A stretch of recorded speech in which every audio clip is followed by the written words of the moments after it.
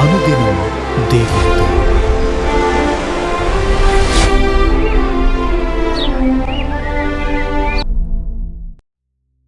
Praise the lord.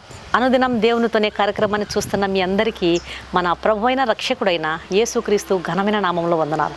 ఈ ఉదయకాలం దేవుని వాక్యం చూసుకుందాం. మత్తయి సువార్త 24వ అధ్యాయము 37 నుంచి 39వ వచనం వరకు. మనుష్య కుమారుని రాకడ గూర్చి మీరు అనుకొనని గడియలో మనుష్య కుమారుడు వస్తాడు గనుక మీరు సిద్ధముగా ఉండుడి. నోవహు దినములు ఎలాగుండెనో మనుష్య కుమారుని రాకడయు అలాగే ఉండును. జలప్రళయమునకు ముందుటి దినములలో నోవహు ఓడలోనికి వెళ్ళిన దినము వరకు వారు తినుచు త్రాగుచు పెండ్లి చేసుకొనుచు పెండ్లికిచ్చుచు ఉండిరి. జలప్రళయము వచ్చి అందరినీ కొట్టుకొని పో వరకు ఎరుగక ఉండిరి. అలాగే మనుష్య కుమారుని రాకడయు ఉండును.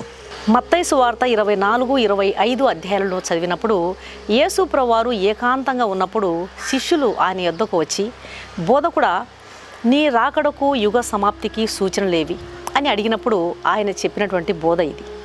యుగ సమాప్తికి సంబంధించినటువంటి సూచనలో భాగంగా యేసు ప్రభువారు 3 ఉపమానాలను చెప్పినాడు. మొదటి ఉపమానం నమ్మకమైన దాసుని గురించినటువంటి ఉపమానం. ఈ ఉపమానంలో ఎవరి కొరకు యేసుక్రీస్తు ప్రభువారు తన విలువైనటువంటి రక్తాన్ని గార్చాడో, ఎవరినైతే విలువగా ఎంచుతున్నాడో ఆ దేవుని ప్రజలకు సరైన సమయానికి సరైన బోధను ఇవ్వడానికి ఒక చిన్న గుంపును నమ్మకమైన దాసునికి అప్పగించినప్పుడు ఆ దాసుడు బుద్ధితో వివేచనతో తనకు అప్పగించినటువంటి పనిని నమ్మకంగా చేయాలి, వారికి సరైనటువంటి బోధను చేయాలని దేవుడు ఆశిస్తున్నాడు. పరలోక రాజ్య వారసులుగా తనకు అప్పగించబడినటువంటి చిన్న గుంపులో ఉన్నటువంటి వారిని యేసును చూపిస్తూ, విశ్వాసమునకు కర్తయు దానిని కొనసాగించు వాడునైనటువంటి యేసును మాత్రమే చూపిస్తూ పరలోక రాజ్య వారసులుగా వారు ఉండడానికి ఏ విధంగా నడవాలి, ఏ విధంగా క్రీస్తు సారూప్యమును ధరించుకోవాలి, ఆ పరలోక రాజ్యంలో వీరు ఏ రీతిగా మెలగాలి అనేటువంటి విషయాలను గురించి వారికి బోధించాలి. అంతేగాని ప్రసంగ పీఠము అప్పగించబడినప్పుడు తన ఉద్రేకాలను బట్టి బోధించకూడదు, తనకున్నటువంటి భయాలను బట్టి బోధించకూడదు, తనకున్నటువంటి ఆలోచనలను బట్టి బోధించకూడదు, తనకున్నటువంటి కలవరాన్ని బట్టి ఒక బోధకుడు బోధించకూడదు. మందకు మాదిరిగా నడుచుకోవాలి, ఒక నమ్మకమైనటువంటి పనివాడుగా ఉండాలని దేవుడు ఆశిస్తున్నాడు.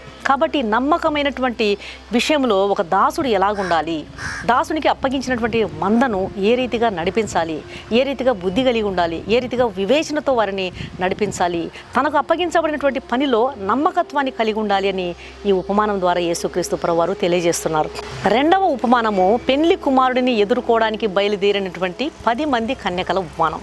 వీరిలో 5 మంది బుద్ధి గలవారు, 5 మంది బుద్ధి లేనివారు. 5 మంది బుద్ధి కలిగిన వారు తమ సిద్ధెలలో నూనెను తీసుకుని పెండ్లి కుమారుని ఎదుర్కోవడానికి మెలకువగా ఉన్నారు. ఆయన రాకడ కొరకు సిద్ధపాటు కలిగి ఉన్నారు. మిగిలినటువంటి 5 మంది బుద్ధి లేని కన్యకలు తమ సిద్ధెలలో నూనె లేనందువలన దివిటీలు ఆరిపోతున్నాయి. ఈ ఉపమానంలో దివిటి ఎంత అందమైనదైనా, దివిటి ఎంత చక్కనిదైనా, దివిటి ఎంత ఖరీదైనదైనా సరే నూనె లేకపోతే ఆ దివిటి వ్యర్థమే, దాని వలన ఎవరికి ఏ ఉపయోగము లేదు. అలాగే మనము కూడా ఎంత సీనియర్లమైనా, ఎంత పెద్ద విశ్వాసులమైనా, ఎన్ని సంవత్సరాల నుంచి యేసుక్రీస్తును సొంత రక్షకుడిగా అంగీకరించినాను అని చెప్పుకునే వారమైనా మన దివిటీలలో ప్రార్థనాత్మ గనక లేకపోయినట్లయితే, మెలకువ గనక మనకు లేకపోయినట్లయితే, ఆయన రాకడ కొరకు సిద్ధపాటును కలిగిన వారంగా మనం లేకపోయినట్లయితే మన దివిటీల వలన ఏ ఉపయోగం లేదు. మనము కలిగినటువంటి ఆత్మీయత వలన ఏ ఉపయోగం లేదు. మనము కలిగినటువంటి సీనియారిటీ వలన ఏ ఉపయోగం లేదు. కాబట్టి మనుష్య కుమారుడు తాను ఏ గడియలో ఏ రోజు వస్తానో తెలియదు. కాబట్టి అందరూ మెలకువ కలిగి ఉండండి, సిద్ధపాటు కలిగి ఉండండి, మెలకువతో ప్రార్థన చేస్తూ ఉండండి. తమ సిద్ధెలలో నూనె అయిపోకుండా, దీపాలు ఆరిపోకుండా పెండ్లి కుమారుని ఎదుర్కోవడానికి మనము సిద్ధంగా ఉండాలని యేసుక్రీస్తు ప్రభువారు మనకు సెలవిస్తున్నాడు. కాబట్టి ఈ ఉపమానం ద్వారా మనం తెలుసుకోవాల్సినటువంటి విషయం ఏమిటంటే సిద్ధపాటు కలిగి ఉండాలి, మెలకువ కలిగి ఉండాలి, ఎల్లప్పుడూ ప్రార్థనాత్మను కలిగి ఉండాలని యేసుక్రీస్తు ప్రభువారు తెలియజేస్తున్నారు. మూడవ ఉపమానంలో ఒక మనుషుడు దేశాంతరమునకు వెళ్తూ తన ఆస్తిని తన దాసులకు అప్పగించినటువంటి ఒక ఉపమానం. ఒకనికి 5 తలాంతులు, ఒకనికి 2 తలాంతులు, ఒకనికి 1 తలాంతులు. ఎవని సామర్థ్యము చొప్పున వానికి ఇచ్చి వారికి ఆ తలాంతులను డెవలప్ చేయమని చెప్పి తాను దేశాంతరానికి వెళ్ళిపోయినాడు. తలాంతు అనేది కేవలం డబ్బు మాత్రమే కాదు, సామర్థ్యాలు, బాధ్యతలు. దేవుడు మనకు అప్పగించినటువంటి ప్రతిదీ, అది సమయం కావచ్చు, ధనం కావచ్చు, సేవ చేసేటువంటి భాగ్యం కావచ్చు, లేదా ఏదైనా కావచ్చు, దేవుడు మనకు అప్పగించినటువంటి ప్రతి బాధ్యతను మనము సక్రమంగా నెరవేర్చాలి. దేవుని ప్రయోజనం కొరకు వాటిని డెవలప్ చేయాలి.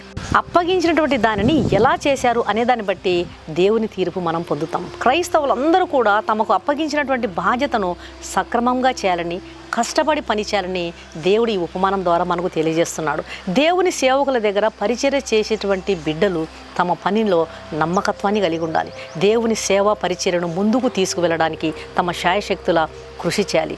సంపద విషయంలో కానీ, సమయం విషయంలో కానీ, ప్రార్థన చేసే విషయంలో కానీ, దేవుడు ఇచ్చినటువంటి పరిచర్య విషయంలో కానీ, ఏ విషయంలోనైనా సరే దేవుడు ఒక పనిలో నిన్ను నియమించినప్పుడు ఆ పనిని నమ్మకంగా నెరవేర్చాలి. నమ్మకంగా దేవుని పనిని ముందుకు తీసుకువెళ్ళాలని దేవుడు కోరుతున్నాడు. శిష్యులు యేసుక్రీస్తు ప్రభువారు తమకు అప్పగించినటువంటి పనిని ముమ్మరం చేశారు కాబట్టి, సువార్తను చాలా వేగంగా వ్యాప్తి చేశారు కాబట్టి మనకు ఇంతవరకు దేవుని సువార్త మన దాకా వచ్చింది. మనం కూడా క్రీస్తు యొక్క ప్రేమను, ఆయన త్యాగాన్ని తెలుసుకోగలుగుతున్నాం. దేవుని సువార్తను ప్రకటించే పనిలో శాయశక్తుల కృషి చేయాలని దేవుడు కోరుతున్నాడు. అలాగే దేవుని సేవకుల దగ్గర ఉంటూ తమ మద్దతును తెలుపుతూ దేవుని పనిని ముందుకు తీసుకువెళ్ళాలి. మెలకువగా కలిగి ఉండాలి, నమ్మకత్వాన్ని కలిగి ఉండాలి, సిద్ధపడి ఉండాలి, ప్రార్థనాత్మత మనం నింపబడి ఉండాలని దేవుడు సెలవిస్తున్నాడు. నమ్మకంగా ఉండాలి, సిద్ధపడి ఉండాలి, మెలకువ కలిగి ఉండాలి, కష్టపడి పని చేయాలని యేసుక్రీస్తు ప్రభువారు సెలవిస్తున్నారు.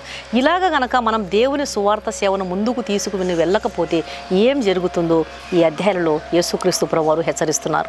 శిష్యులను తయారు చేయడం ఒక బాధ్యత, సువార్తను ముందుకు తీసుకుని వెళ్ళే పనిలో ముమ్మరంగా ఉండడం ఇంకొక బాధ్యత.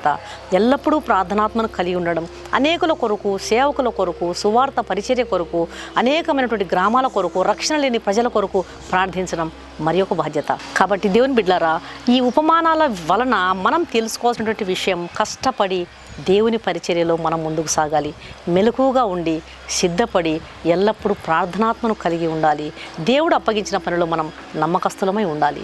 ఇవన్నీ కూడా దేవుడు మనకు బోధిస్తున్నాడు. కాబట్టి ప్రభు అప్పగించినటువంటి పనిలో మీరు ఎక్కడ ఉన్నా సరే, ఏ పనిని మీకు అప్పగించాడు, బిడ్డల్ని పెంచడం ఒక బాధ్యత, ఉద్యోగంలో నమ్మకమైనటువంటి సాక్షిగా ఉండడం ఒక బాధ్యత, సేవ పరిచర్యలో నమ్మకంగా ఉండడం ఒక బాధ్యత.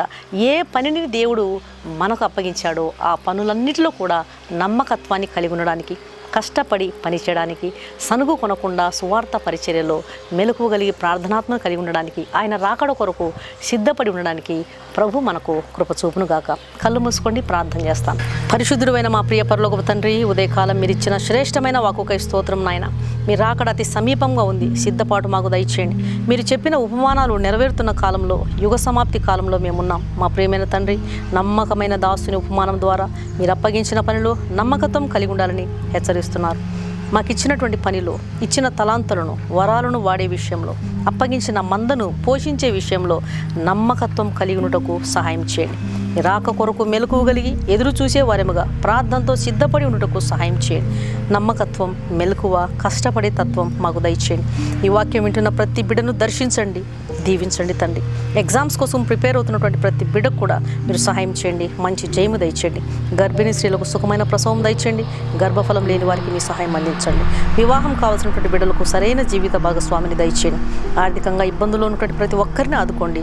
అనారోగ్యవంతులను ముట్టండి, స్వస్థపరచండి. దయతో నా ప్రార్థన ఆలకించమని యేసు నామమున అడిగి వేడుకుంటున్నాను తండ్రి, ఆమెన్. ఈ వాక్యం విన్న ప్రియమైన దేవుని బిడ్డలారా, దయచేసి దేవుని వాక్యం అనేకులు విని మేలు పొందే విధంగా దేవుని వాక్యాన్ని షేర్ చేయండి.